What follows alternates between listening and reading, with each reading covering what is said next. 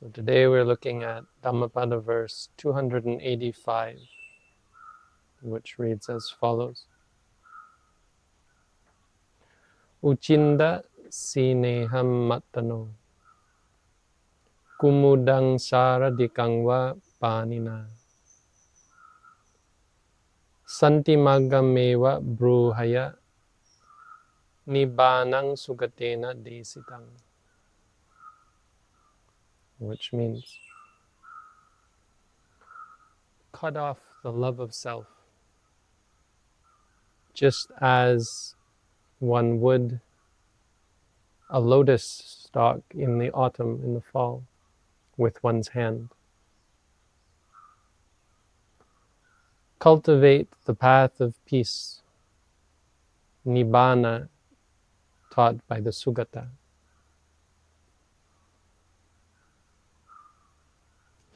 This verse was taught in response or in regards to a specific monk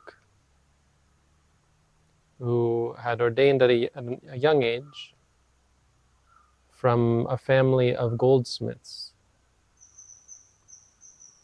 So a wealthy young man who became inspired by the Buddha's teaching and gave up his wealth and his station, his family, gave up the world in order to apply himself to the cultivation of such worthy teachings as the Buddha taught. He became a student of Sariputta, Sariputta being one of the Buddha's chief disciples, the wisest of all of the Buddha's disciples. And he lived with Sariputta for some time. And Sariputta thought to himself that young men in general are inclined towards lust and desire towards the physical form. So perhaps I should teach him to apply himself to the parts of the body.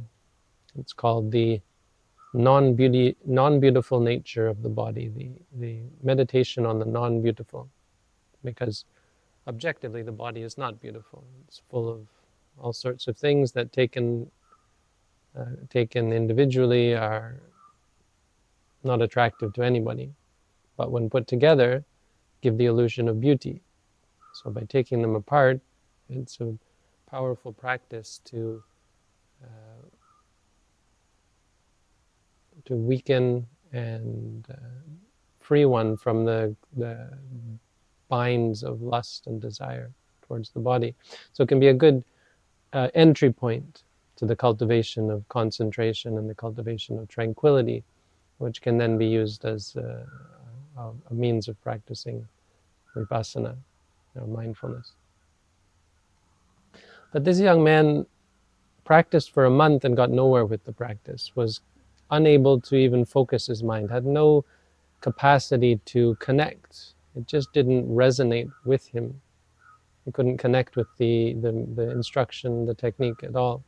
So the technique would be to sit and recite, much in the same way that we recite, for example, rising, falling, or pain. You instead recite the names of the parts of the body. In the same way as we do it, it focuses your attention, but it focuses it in a different way. It focuses it on concepts. The hair on the head, the hair on the body, not the experiences of seeing and hearing and smelling and tasting and feeling and thinking, but rather the idea of the hair and so on. It's a means of making clear to you the reality of the physical body as something that is not beautiful. So when you look at the hair on the head, well, over time you start to realize the hair on the head is kind of greasy and smelly and grows like rice in the scalp and so on. But it didn't resonate with this man at all. Didn't help him at all. And this is peculiar because this sort of meditation is considered to be one of the general meditations that everyone, all Buddhists, should take up from time to time, but is really only incredibly useful for those who have strong lust and attachment towards the body. So for some reason, this young man didn't take to the practice at all. Practiced for a month, came back to Sariputta and told his teacher that he wasn't getting anywhere with it. So Sariputta said, well, you have to apply yourself, and you can't expect results right away. And he explained it in detail and checked and made to make sure that he was doing everything correctly. And he said, well, apply yourself once more. Sometimes it's just takes time. So for another month, this monk went off and practiced on his own. Came back after a month and said the same thing. He still wasn't getting anywhere at all. The practice, it just didn't resonate with him. It didn't. He couldn't find any good results at all. So Sariputta checked and tried his best to figure out what was going wrong. He offered him similes and explanations. Why is this practice useful? Tried to figure out what he had been negligent in omitting from his instruction, and he basically gave him a very well-rounded explanation of this very same practice that was kind of not working for him. So he practiced it for another month with all this new inspiring instruction, really appreciating the teaching of his teacher and having confidence in the teacher's wisdom, and so was wholeheartedly ready to apply himself. Practiced for another month and again got nowhere with it. So at this point, Sariputta kind of realized something. There was a deeper problem, and thought to himself, well, surely if there was some benefit to be had here, that this application, this wholehearted, dedicated application from this monk would have reached some sort of benefit from this practice. There must be something deeper going on. Probably the best bet is to take him to the Buddha and see if the Buddha can help him in some way. So he went with the monk to the Buddha and told the Buddha about the issue. He said, I can't figure out what is the right way to teach him meditation. It's not working. Venerable Sir, could you please instruct him in the practice of the Buddha's teaching? So the Buddha said to Sariputta, he said, yes, well, the problem, the root problem is that only Buddha is able to know for sure what is the right meditation. It's excusable because not being a Buddha yourself, you don't have this depth of wisdom to be able to perceive the exact proper course to apply to any given student. And so he looked at this man and he considered this young monk, and he reflected and thought and realized to himself that this man, or this monk, had not only been a part of a goldsmith family in this life, but for lifetime after lifetime, he had only ever been born in this very same family of goldsmiths, and had spent every lifetime after lifetime, working with gold, making gold statues, gold rings, gold jewelry, gold this and gold that, constantly focusing his attention on the work of gold. And so it was really difficult to find anything that resonated with him apart from working with gold, because of how deeply ingrained it was in his psyche and how single-minded had been his focus lifetime after lifetime. So he had some kind of attachment to gold that could be used for a beneficial purpose. And so the Buddha manifested an image of a golden lotus, a red gold lotus. So gold sometimes has a reddish color. And he gave him this lotus made of red gold. This is the story. I don't know. This is what the story says. And he said, take this golden lotus and go down to the pond and meditate on it. And when you meditate on it, say to yourself, red, red, lohita, lohitang, lohitang. No, lohitakang, lohitakang, lohitakang, which means red, red. So again, this practice of repeating a mantra to focus your attention on something, in this case, to focus your attention on red, which is a very, very common, basic Buddhist practice for the cultivation of tranquility. So the monk took the lotus and went down to the river or the pond and stuck it in the sand with the stalk facing up and this beautiful blooming flower. And he sat there and he looked at it and he just said to himself, red, red, red. And it resonated immediately with him. So it wasn't able to cure him of any kind of attachment that he might have had, but it was able to suppress the immediate hindrances. So the deeper attachments, maybe not, but it was suitable from the very beginning, from the very instant that he began to look at it. In focusing his attention, he was easily able to appreciate the redness of the gold because of his past. So as he said to himself, red, red, eventually everything faded away. Even the lotus itself faded away, and all that was left was the color red, and he was able to absorb himself, to get into a sort of a deep absorbed state of calm and tranquility that we call jhana. Jhana means meditation, but this jhana is an absorbed state of meditation where the mind is fixed and focused only on a single concept, in this case focused on the color red. And so as he said to himself, red, red, entered into this state of tranquility and was able to cultivate it so deeply that he went through the first jhana, the second jhana, the third jhana, the fourth jhana, the fifth jhana, all the way up to the highest, most subtle state where all that really existed for him was red, without any distraction, without any attachment or aversion, any worry or doubt, any fatigue or drowsiness,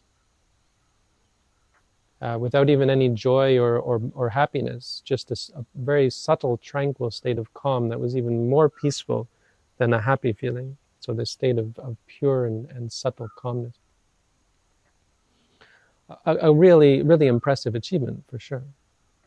And at this point, he stayed in that state and practiced continuously, and was able to stay in this very stable, satisfying and comfortable state, which again, a great accomplishment. But the Buddha considered again and thought to himself, what's going on with this monk, and realized that he had accomplished something.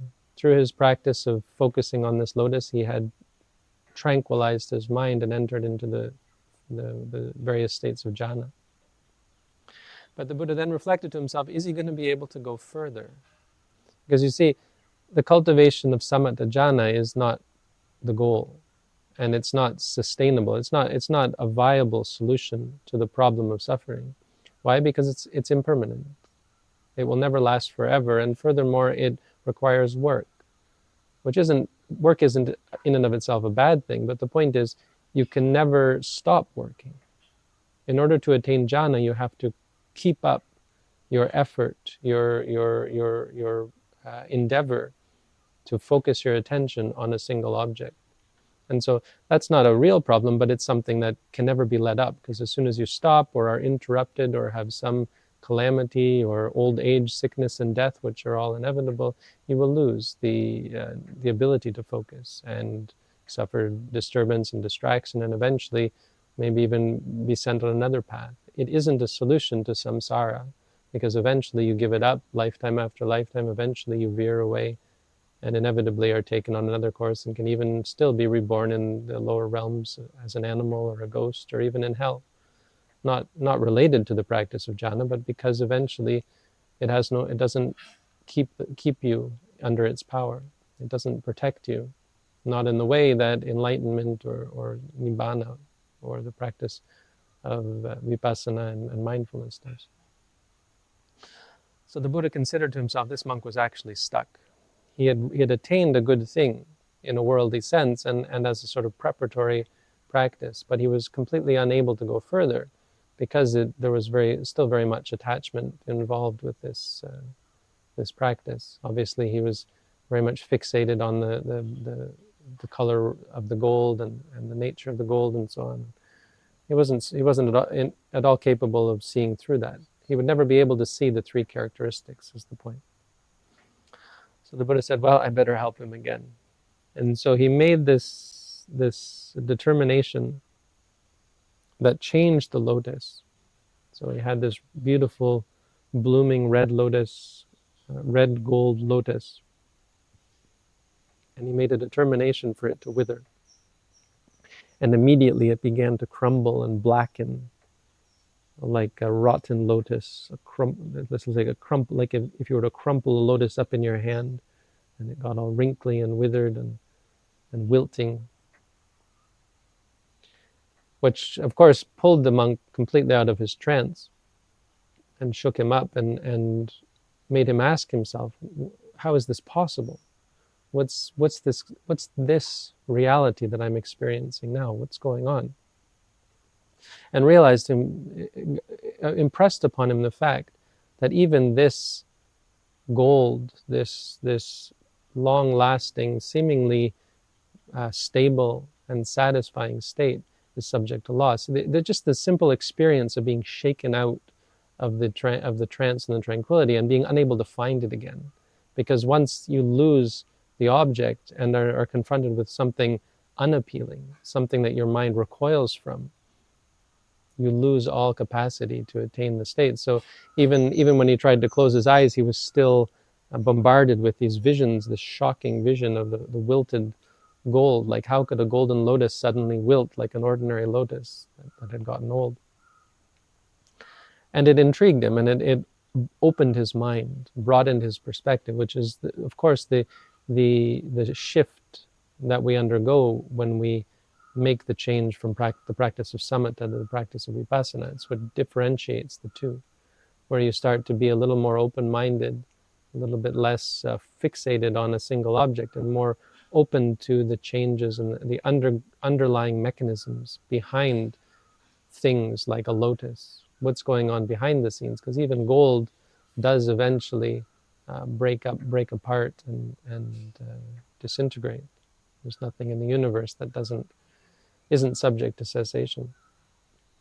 So based on this, he was forced to confront this chaos in his mind and the states that he had been suppressing, states of attachment and so on, and was forced to look a little bit deeper and to appreciate, well, what we call the three characteristics. So as a result, he could start to see that his mind, even though it seemed so stable and so satisfying and controllable, now he could see that that was a temporary experience, that it was impermanent, that it was unsatisfying, because it didn't make him happier. Now that he was unable to attain that state, he was back right at the very beginning where he first started, struggling and uncomfortable, stressed and unhappy. And he was unable to control it. So he began to see the three characteristics, and he was able to bring himself closer to actually truly letting go and truly becoming free. And so the Buddha saw that at this point his mind started to mature. He started to confront and face the true reality of the true nature of reality, not as being beautiful like a lotus, but being unbeautiful, unattractive, not worth clinging to. And started to realize that this idea of clinging even to things that seem stable, satisfying, controllable is untenable. It's not the way to find true freedom from suffering. There's no one thing that can truly make you happy. Happiness has to come from letting go, of course. And so this is the point where the Buddha, the Buddha began to see that he was changing, but another thing happened, and this is what relates to the verse. As he was contemplating this lotus that had withered, he looked out onto the pond and saw other lotuses that were still coming up beautiful and blooming and seemed very attractive and appealing. And he was comparing them and considering them, and then he saw these boys over at one side of the pond, and they had started cutting the lotuses and throwing them on the side of the pond. And he looked over at the ones that they had cut and saw that they had withered. And it all just started to connect with him, just the very simple nature of reality. Even these lotuses that were beautiful, once they're cut, once they die, they get old and they wither and they die. Everything. And if this can happen to gold, if this can happen to lotuses, of course, this is my nature as well. This is what's happening in my mind. In my own mind, the chaos. In my own body, the disturbance, changing from moment to moment. This is the nature of reality. There's really nothing, there's no refuge. There's nothing I can hold on to. So very quickly he started to go through the stages of knowledge that we guide meditators through in our courses. And then the Buddha came to him again. Came to him as he would do in a vision and recited this verse to him, taught him this, gave him this instruction to give up love of self. So this is the story and this is the verse. The lessons from the story, the first thing we learn from this story, of course, is how great the Buddha is. So like many of the stories in the Dhammapada, they remind us of the greatness of the Buddha in terms of his own attainments and his own wisdom and his ability to teach others, his ability to guide others. So it gives us a reminder of the greatness of the teaching. Obviously, we are the unfortunate reality of not having the benefit of learning directly from the Buddha. So never mind Sariputta, never mind. We don't have any connection to these great teachers, the Buddha, Sariputta. But what we do have is the Dhamma. So ultimately, what we do have is all of these stories, and not just the stories, of course, more importantly, the actual teachings, the teachings on mindfulness, the teachings on the practice of Samatha, the practice of Vipassana, the teachings on the cultivation of ethics and concentration and wisdom.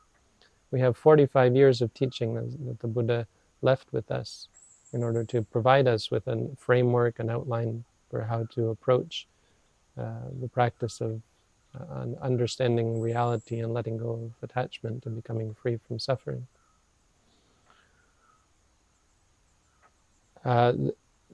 But ultimately, we appreciate this, we appreciate the greatness of the Buddha, but acknowledge that we don't have this connection with the Buddha, and have to appreciate that our practice is never going to be this simple lock and key path where we find the right key and it unlocks the door and we become enlightened.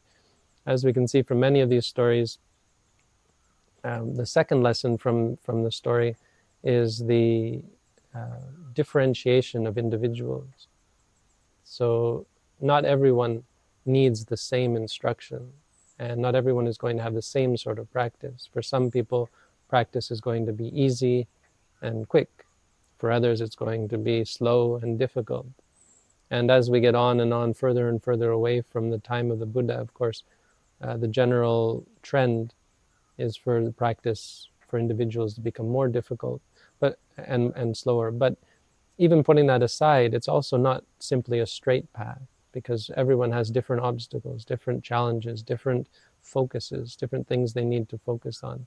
It's a big reason why we tend to offer the practice of mindfulness consistently and exclusively, not paying great attention to all of these many other alternative practices or specific practices that are specific to certain individuals. Like, I could teach you how to focus on the red color. You could practice mindfulness of red, the red kasina, and say to yourself, lohita, but it might be good for you and it might not be good for you. There's no one on earth who's in the position to be able to verify whether that is a good practice for you that is going to ultimately lead you to enlightenment. And so out of caution, we offer the core teachings and teach the existence of other teachings and offer some of them as supplements. Like, for example, mindfulness of the unbeautiful parts of the body is something that is still encouraged, that you can practice day to day. There's another one is metta. So many people find helpful the practice from time to time of expressing kindness or love, and we incorporate that in some ways into our practice as well. And so on. Mindfulness of the Buddha is another one. Being mindful of the Buddha is valuable to create inspiration, encouragement, help you when you're flagging, when you're floundering or unsure of yourself, to give you the motivation to continue. And mindfulness of death. Mindfulness of death can be useful to remind you of the limited time that we have on this earth to cultivate good things. That if we waste our time, we'll just waste this precious opportunity that we have to be born a human being, to meet with the Buddha Sasana, and so on. So these sorts of meditations are valuable, but again, as we can see from the story, valuable only to certain people. And so because of our acknowledgement that the nature or the path of individuals is not sure, as when we approach the teaching, we have to understand that it may not be an easy path, and it may not be something that we connect with and quite quickly and easily attain enlightenment, but there's really no helping that, and it's not something we should fret or concern ourselves with. We appreciate the benefits of the practice, and we see the benefits, and even whether it be slow or fast, we apply ourselves, knowing that it might be a long and winding road, that we have to follow. And just generally applying ourselves as best we can, and realizing that we may meet with various obstacles, but focusing our attention on the core, because of our inability to really and truly know for sure which practices are going to be a benefit.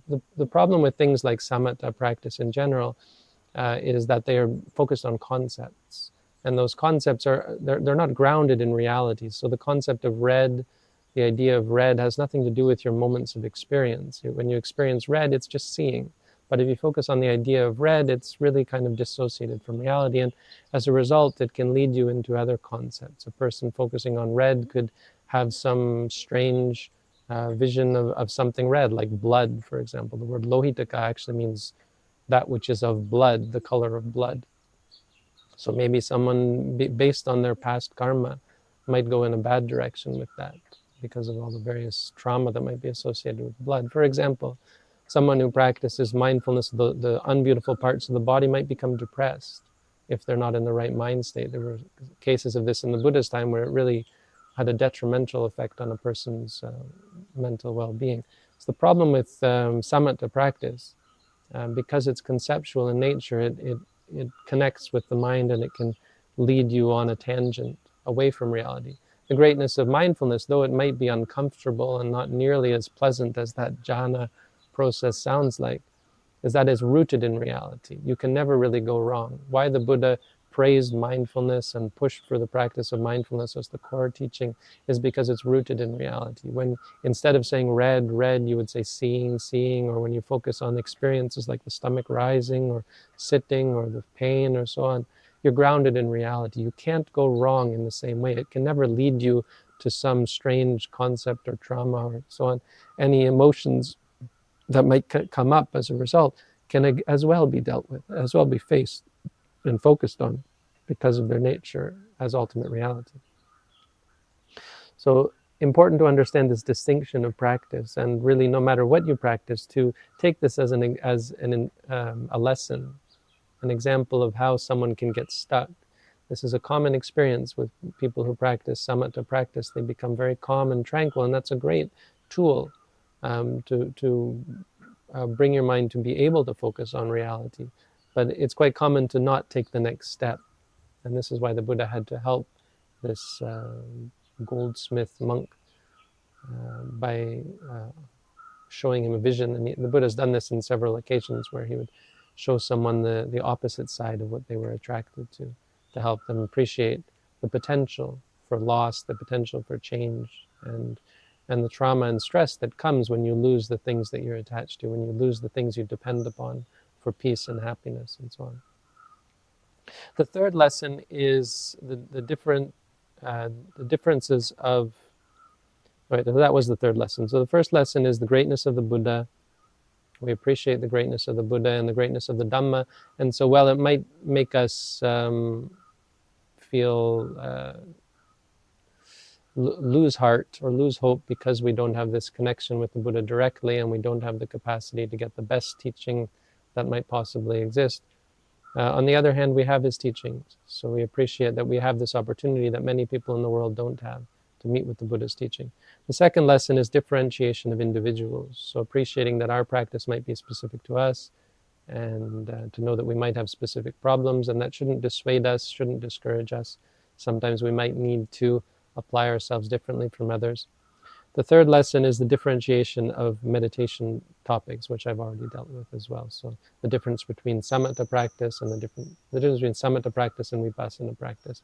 The practice of samatha is great as a beginning tool, but ultimately has its pitfalls and perils, and can lead to stagnation at the very least, and potentially lead to danger and trauma and unwholesomeness if given to the wrong person.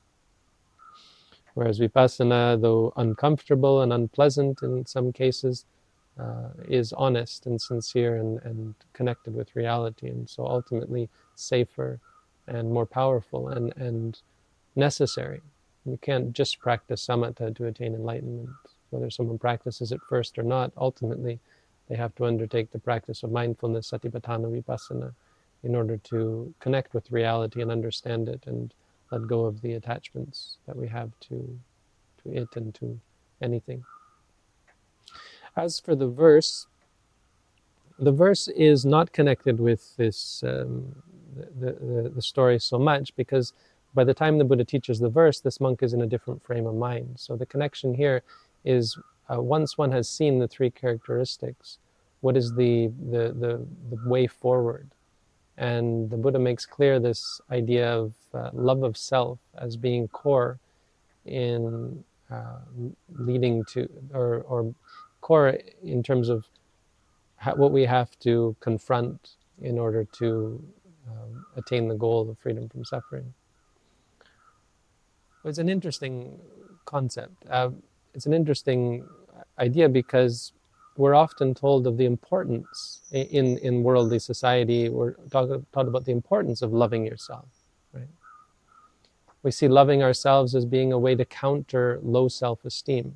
When a person hates themselves or is overly critical of themselves, often we feel bad about ourselves. Maybe we think we're ugly physical, or maybe we think we're stupid or unintelligent, unsuccessful, unpopular, have no friends, have no loved ones, have no wealth or possessions, have no station, all of the things we don't have. And so we're always taught to, or we're often taught to love yourself. But the truth, so here the Buddha comes and he says, cut off love of self. And the truth is that even when one has low self-esteem, it is still because of love of self.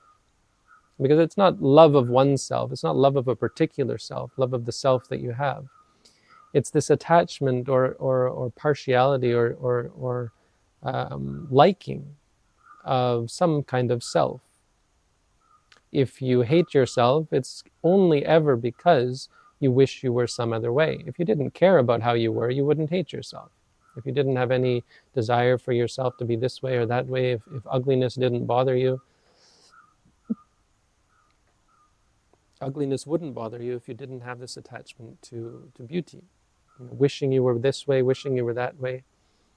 If you wish that you were more intelligent, wish that you were more wealthy, you have attachment to that self, the self that you wish you were. And so it doesn't matter whether you have low self-esteem or high self-esteem. If you're proud of yourself, if you're conceited about yourself, if you are confident about yourself, if you like the way you look, like the way your mind works, like your ability, like your station in life, or not.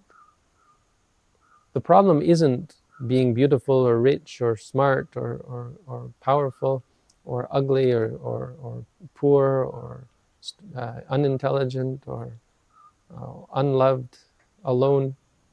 The problem is your attachment to it. And so this is a very deep teaching, this teaching of non-self that often leads people, gives people trouble when they try to understand the Buddha's teaching. We try to understand it intellectually and we philosophize, but this isn't a philosophical teaching. This is why the Buddha phrases it this way. He doesn't say, let go of self or try to see non-self. He said, give up love of self, attachment to self. Because this is what the three characteristics are all about. They're not intellectual, they're not philosophical.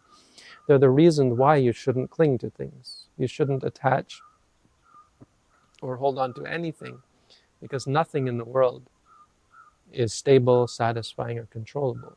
The problem is that we look at things, we conceive of things, and we think that will be stable. If I can attain that, or if I can keep this, this is stable. Because it's stable, it's satisfying. We think this will satisfy me if I can get this, or if I can keep this. As long as I have this, I will be satisfied, I will be happy. And we think we can control. We try to control, or we do spend our time controlling, keeping things under control, keeping our mind under control, keeping our body, keeping our weight under control, keeping our family, our partner, keeping our job, keeping our finances, our health under control, all of the things that we try to keep under control. Control, control, control. Based on our love of self, our attachment, our desire to maintain the self or to attain some self. When we begin to practice mindfulness, we begin to see the flaw in this approach towards life and reality in general, because reality isn't amenable to that. Reality is unstable, changing constantly. Experiences are unsatisfying. There's nothing that you can experience and say, hey, that is my true happiness, and that's what's going to make me happy forever. Or control, or self, seeing that experiences are momentary, and this idea of self is just a concept, and the idea of control is just an illusion. We see that our own body we can't control, our even mind, our own mind we can't even control. The body, the mind, let alone all the external realities, other people, the weather, the climate, our environment, our health and happiness are all unpredictable and uncontrollable. Because we start to change our attitude towards things. And this is the path that the Buddha enjoined, focusing on, in the case of this monk, our love of self, which is a great way to sum up the core of the Buddha's teaching, or the core of the problem that the Buddha's teaching is designed to address.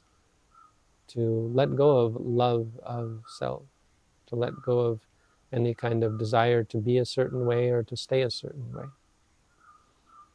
The second part of the verse is the simile. The Buddha says, cut it off. And then the second part he says, like one would cut off a lotus stalk. So it's useful for this monk because he's sitting looking at lotuses. But it's also, there's a key point here that's valuable for all of us. And this is in the fall, the Buddha says.